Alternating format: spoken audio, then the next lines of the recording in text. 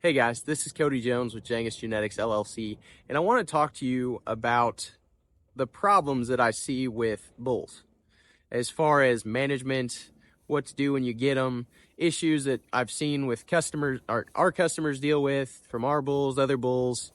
My family's been in the business since 1949, and so we've seen some things. We've seen a lot of things. We definitely haven't seen it all, but there's a few common things that you can do to help mitigate risk. And so one of the first things I want to talk about is before you get your bull, you want to make sure that you've got a place that you can put him and handle him. So a lot of people will just turn a bull out with their cows. If you turn them out on 100 acres, they may run around that 100 acres because they're not used to your cows. Your cows may beat them up. They may push him away for a little while. Normally, a good aggressive bull will go in there. They'll get to work, but there is a bonding period there, and it doesn't happen very often, but sometimes that bull will either go looking for other bulls or try to stay away from your cows. For at least for a little while, especially if they're not in season or they're already bred and you're just turning them out for a cleanup or something like that. So having a good perimeter fence is the most important thing that you could possibly do to keep that bull on your property and make sure that he's making you money and not out chasing your neighbor's cows. So having a good perimeter fence, I like to make a dead space. So a few years ago, I was helping feed for my uncle, and I noticed that he had a bull that he got from us, and he was standing up in the corner along the road bawling at the bull that was over there across the fence on the neighbor's place. But there was a road in between them. So two animals that can get noses together are going to find a way to get together or kill themselves trying. Whether that's two bulls or bulls and open cows, bulls and open heifers, those animals are not designed to be kept apart in nature by a little piece of wire. Even if it's energized with a fencer, you're going to have a hard time. If they can touch each other, they can smell each other, they are going to get together. It's just going to happen, or they're going to kill themselves trying. Happens all the time. So what I've done in my own operation, anywhere that I've got cattle that are running next to other cattle on the other side of the fence, if I can't work with the neighbor to manage around that and rotate at different times, I will try to create and mimic that dead space, and that works really well. So on the road, I'd say it was probably, 30, 40 yards space. And I don't know that that's necessarily you need that much, but at least during breeding season, go ahead, put up a hot wire is what I've done. I come off the fence probably 10, 15 yards. And even better if your neighbor's willing to do this too, because a hot wire is a great deterrent, especially if you need to make sure that your bull has seen it before you just turn them out and they're like, oh, what's this little white thing? And then they just run right through it, right? So you want to, and I'm talking not just set off the fence a little ways. I'm talking, 10, 15 feet, 10, 15 yards. Especially if you spend a bunch of money on that bull, you want to protect him. You want to keep him from off your neighbor's place. And if you can have one on each side of that fence, even better. Even if the neighbor says, yeah, just want to put up a poly wire on my side too, that's great. Even if they don't want to do it, even better if they want to work with you. But that way their bull's got a hot wire, a hard fence, and you've got a hot wire and a hard fence. That's three fences those cattle got to go through to get together, and that's about as best as I can give you. It's the best that I've seen. Normally for me, just making sure they can't touch noses, especially if one of those hot wires fails. Deer runs through it or something. That's kind of more what I'm talking about. But an animal that's used to hot wire, a good hot wire, not the hot wire I had when I was a kid that you could touch it just to check it. I shut my fence off when I'm gonna get near it. Kind of hot wire. So make sure you've got a good energizer, good ground rods, and this is a serious fence to keep your cattle in. But set up that dead space. Make sure that you've got, a good perimeter fence, a solid fence too, especially if you're not going to put a hot wire on your neighbor's side. You want their bull to have, or their cows to have a deterrent too. So that's important. If you're not going to turn your bull right out with your cows, you need to have a pen a designated pen. If you want to train him for hot wire, if he hasn't experienced that before, that's a good time to do it. Put it up around the interior, get him trained to it. A lot of people will want to grain them a little while, just get them settled in, make sure that bull's got a home base. That's a good way to do it. And the number one thing I would tell you is bulls are herd animals. They're herd animals. And I've got some small ruminants. I've got sheep. I've had goats. And I'm often, especially when I came back into this business full time, I was very embarrassed to ask silly questions about cattle. And I wasn't afraid to ask anybody anything about a goat. I tell you what, because people who have goats, they're just a different breed. They're a lot of fun. They love to talk about them. And you have to talk about them, especially with your neighbors, because they're usually on their property. So I did meet all my neighbors. Now I have hair sheep. They work a little easier. But I read a few books about these animals, these smaller ruminants, and I learned a thing or two about cattle. And what they say in the sheep books that I read is if you don't have 6 animals, you don't have a herd.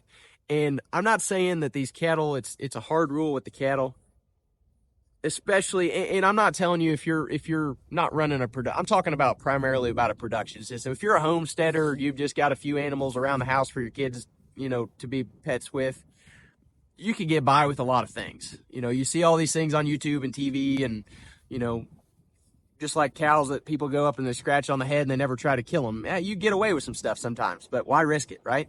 So if you're running a production system and you want your animals to be as comfortable as possible, try to keep that 6 head in mind. Cattle, I usually 3 is my minimum for cattle. I don't like to have any cattle that have less than 3 animals. Some of this stems back to my dad used to say that 2 steers always gain better than 1. And to me, the more animals you're running together, the more money you're making when you go to check them, because you have to check less groups. You get to check more.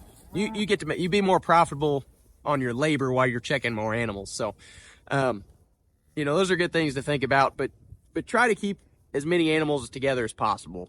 As far as the multi-species thing, I've heard people say, they've got a goat out with their cows and everything works great and they're buddies. I'm not saying that they can't, but in a production system, usually like kind is best. I've run my cattle with my sheep before, and it's been fine. I've learned a thing or two about it. But especially if you buy a bull from someone and you turn him out with a ram, normally they're going to head to the other end, or they're going to fight or something. It takes a while for that bonding process. It happens a lot faster if you're running cattle with cattle like kind. So 3 to 6 heads, kind of what I would tell you to keep in mind. Don't turn that bull out by himself. He's going to hunt for friends. He's been running with other cattle. He's a herd animal. They're going to get out if they can, or possibly kill themselves trying. It's just really going to stress them out. No matter how gentle the animal is, they want to be with somebody else. So what I've done in my program is I will run. When I was running big expensive bulls, I wouldn't turn my bulls together. Now that I'm running my own bulls, it doesn't cost me quite as much or hurt me quite as much when something happens. And so I'll run my bulls together. When I'm selling all my bulls off my own property, and I'm not feeding grain anymore, I'm selling my bulls with my dad's bulls, and his bulls get grain at weaning time on up. So normally after I wean mine, I get them started on grass for a few months, and then I will add some grain, just because I'm selling them with his, not because they need it, but because they will gain an extra 100 to 200 pounds by the time you're ready to sell them. And that looks funny. If my bulls have just been on grass and his bulls are grain, there's a 200 pounds difference that you have to explain to somebody. It's all up here. They don't need it, but you won't be, it's just very difficult to sell them side by side. So, anyway, that'll be my goal. I don't want to feed grain to these big bulls. They certainly don't need that. It's hard on them. You're changing the rumen biome and the gut biome and different things. The pH is off, and they actually become less efficient converters of grass. And so we don't want to do that. But eventually I'll have one big bull herd probably, and they'll all run together, and I'll move them, and everything will be good there. But right now what I'm doing is I'm running with either my grass feds or my cull cows. I usually have one bull with each bunch. When I pull them out of here, like a hospital lot or something, I'll have some of those cows together in one pen, and my grass-fed beef in the other, running with the bull, and that way they're not messing with the cows, and everything works there. You've got enough head that you have a natural grazing system going on, or mimicking it as close as possible. So that's kind of where I'm at. So that's kind of a little bit about have a good perimeter fence, put in a dead space, get a pen set up before you turn them out if you're going to keep them up next to home. Keep them with some buddies. These are herd animals. They need to be with a herd. After this, the biggest issue with bulls is injury. Okay, so usually we're talking feet and leg issues. Sometimes I am going to use some sex terminology here, some educational terminology. So if that's going to bother you, check out one of my other videos. But broken penises or scratched penises are a big issue. Infection could be an issue. Sometimes they'll tweak their back, mess up their back. Pink eye can be an issue. Eye problems. All these things are going to affect the breeding performance of your animal. And so, have a good vet on standby, or at least somebody who will have somebody that you can talk to about these issues and find out whether they're really important or not if you don't have the experience to be able to tell. So I'll just give you my general rules of thumb. And again, I'm not a vet, so talk to somebody who is or who can guide you, mentor, something like that. So front feet problems, if they're affecting travel, normally you'll have to pull them in. You'll have to find a replacement bull for a little while. Sometimes they'll heal up. Most of the time, a front foot will heal up and won't affect the breeding performance of an animal. Back feet problems on a bull, that's where all his weight goes when he's breeding a cow. He's probably done. If they break a back leg, they're usually hamburger. If they're really expensive, there's things they could be, probably things they could do, but generally, back problems, I've seen them tweak muscles and be fine in 3 or 4 days if you leave them alone. Also seen them where you have to pull them in and they're burger. So that just kind of depends on what it is.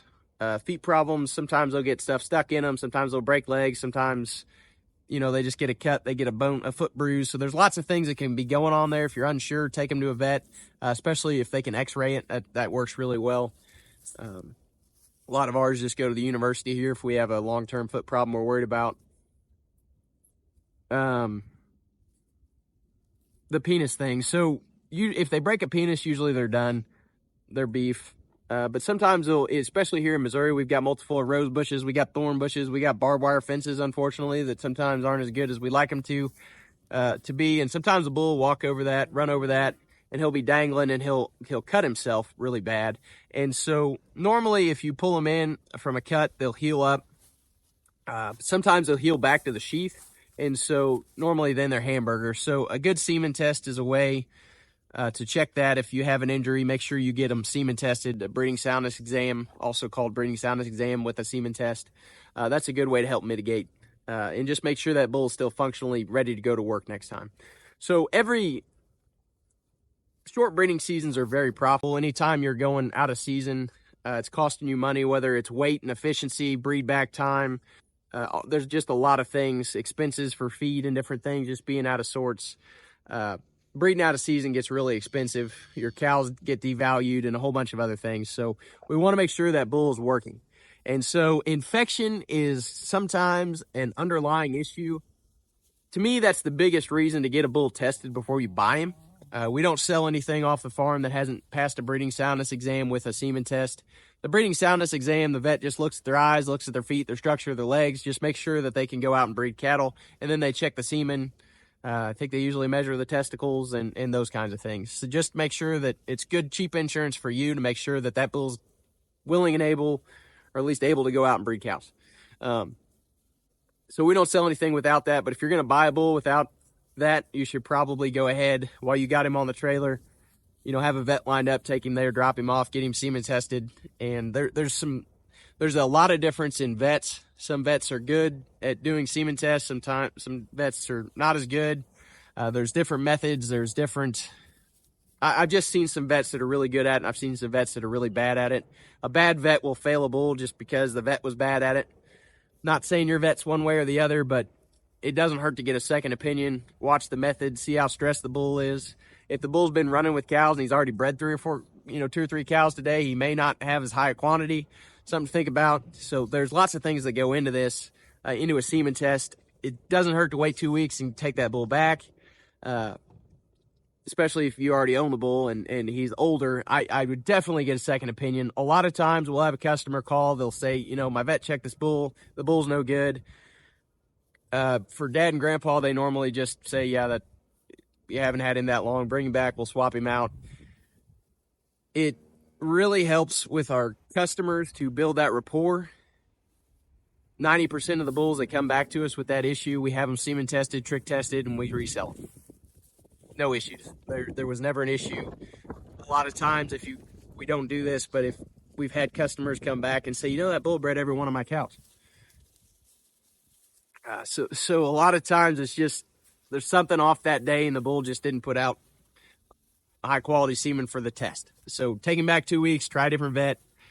A lot of times it's just an issue with the test, an issue with the day. The bull's probably going to be fine, but you got to know that. And if you have questions about your bull, get a different bull. You're not going to be happy. There's no reason to take a risk on your profitability.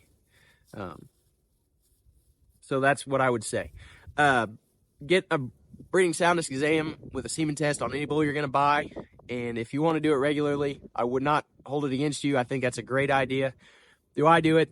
No. You can watch your cows. If the same cow comes up open 3 months in a row, you're 2 months late, you know, on getting a new bull. But if you're not seeing your cows very often, bull is very cheap insurance. I would definitely recommend, or a semen test is very cheap insurance. I would recommend you do it.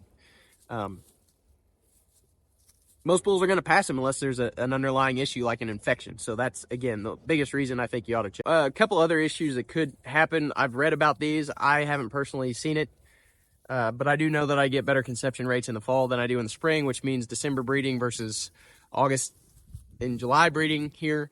They say that bulls, if they get too hot, they will go sterile. Their semen goes bad for, you know, a little while. And normally that'll, once they regenerate new semen, not an issue. Hey. So their semen can go bad. Same thing in the wintertime, especially in really cold environments. Again, I haven't seen it, but it is possible. The semen, the testicles will freeze and the bull will go bad. Sometimes that's a permanent thing, I think. So a breeding soundness exam would tell you that with semen test. So what can we do to mitigate the risks? Well, I think the biggest thing is have a backup bull. So what I do is I've got 2 herds, a fall herd and a spring herd, calving herd. And so I've got 2 bulls out with them, or 1 bull with each herd. I'm running registered cattle, so I don't want to run more than 1 bull. That's up to you. You know, if you're running commercial cattle, there's no reason not to have 1 bull per 20 cows, 25 cows, something like that. Having a backup bull, it works pretty well with what we've seen is we have pretty good luck with 2 older bulls or 2 younger bulls that have been running together, turning those out with the same set of cows. Where we get into a lot of issues is a mature bull coming out of one herd, a mature bull coming out of another. When we pull them in after the season's over, those bulls are going to fight for dominance, and a lot of times that can be pretty rough, and injuries can occur and things like that. Sometimes there'll be an issue with an older bull injuring a younger bull during breeding season if you don't have enough cows. So, you know, some of that's just going to have to come with experience, but we normally have pretty good luck running a big bull and a little bull, you know, like a 2-year-old or a 3 to 4-year-old with a yearling or an 18-month-old bull. Normally they don't fight too much. So mixing a big bull and a young bull, normally you get along pretty well with that. We sell a lot of bulls as pairs, like 2 14-month-old bulls that have been running together.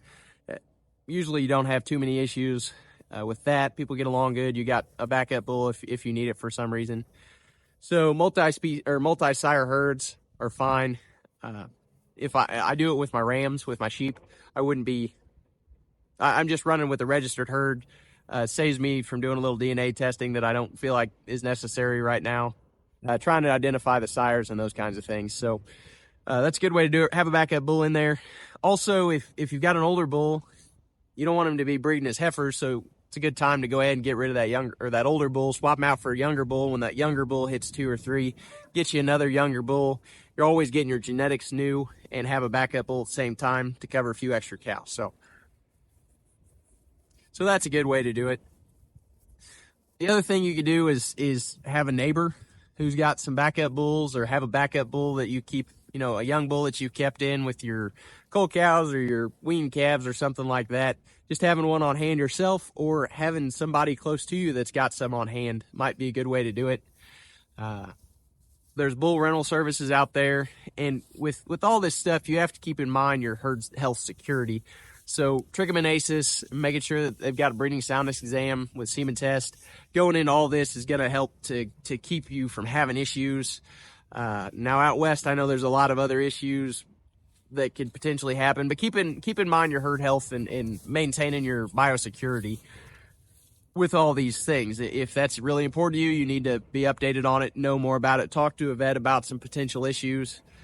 To me, it's still safer to go to a neighbor who's not having any issues that he knows of than to go to the sale barn and buy one from who knows what's wrong with it. So there are some potential issues there but you know, we're going to experience that whether you're buying from a breeder or from your neighbor, you know. So just good herd health, good management, make sure they're not having any issues that you need to be worried about bringing onto your own place. So those are probably my favorite ways of doing it. You know, you've always got that sale barn as a backup option, but your breeder may also have bulls, you know, that somebody brought back or know somebody who's wanting to swap out bulls or something. So I would definitely, if you're having an issue, I would call them first and say, hey, you know, I bought bulls from you. This is what I got going on. They may have a backup bull you could use. They may have a guarantee for you that helps you solve your problem. They may be able to sell you another bull that's ready to go to work and all those things. So definitely talk to your breeder who you're getting your bulls from and that kind of thing. They may have some options too. And so you got to get creative here, but definitely I like the neighbor thing, having one neighbor that's got a bull or 2 or 3 extras that you could go to and get a bull from. But for us, we've always got bulls available. We wean 3 or 4 times a year with Dad's herds. And so we've always got yearling bulls that have passed a breeding soundness exam ready to go to work. So that works pretty good. And your breeder may have that option too. So, you know, you've got to have a plan B, a plan C, and a plan D. If your breeder's only got one on hand or your neighbor's only got one and his bull gets hurt, he's going to need that bull. So, you know, have a plan B, A, B, and C, and D. Because again, it's really expensive to try to breed those cows out of season or take a spring herd to a fall herd, or, you know, oftentimes you're better off selling those cows and buying, you know, what you wanted. So, unfortunately, if you run the numbers on some of these things, sometimes we need to make hard choices. So try to prevent having to do that by making sure that your bulls are good and follow some of these tips and have a backup plan, A, B, and C. And, if you guys like this video, 2 more things I want to talk about, and that is bulls breeding their own older bulls. So a couple things that can happen with older bulls.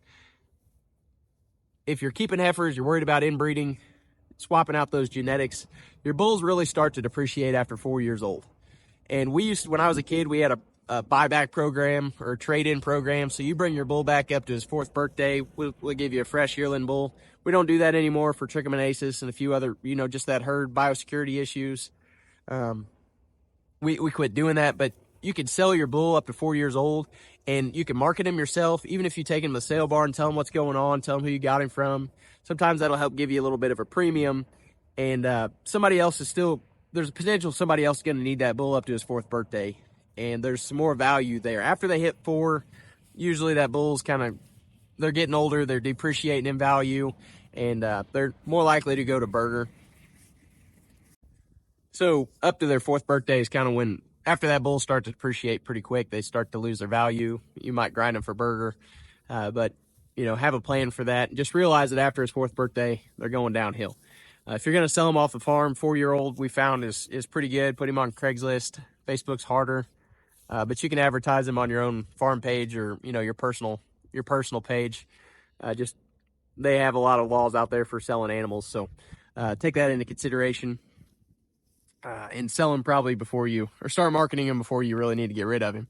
Again, semen test, trick test, those things are important. I think there's a lot of. I think in Missouri, after 18 months, you got to legally test that bull for trick, or if he's not a virgin bull, you have to test him for trick. So there's some legality. I'm not a lawyer. There's some legality things there you may want to research. But the other thing that can happen with an older bull is they grow into themselves and they mature and they've been in charge of their cows, and sometimes they just get a little more ornery. They get a little more hard to manage. Obviously, they're bigger. A bull could be up to 55-60% larger than cows the same frame score. So there's just a lot more there. So there's a lot more that can, there's just a lot more animal there than maybe you started off with.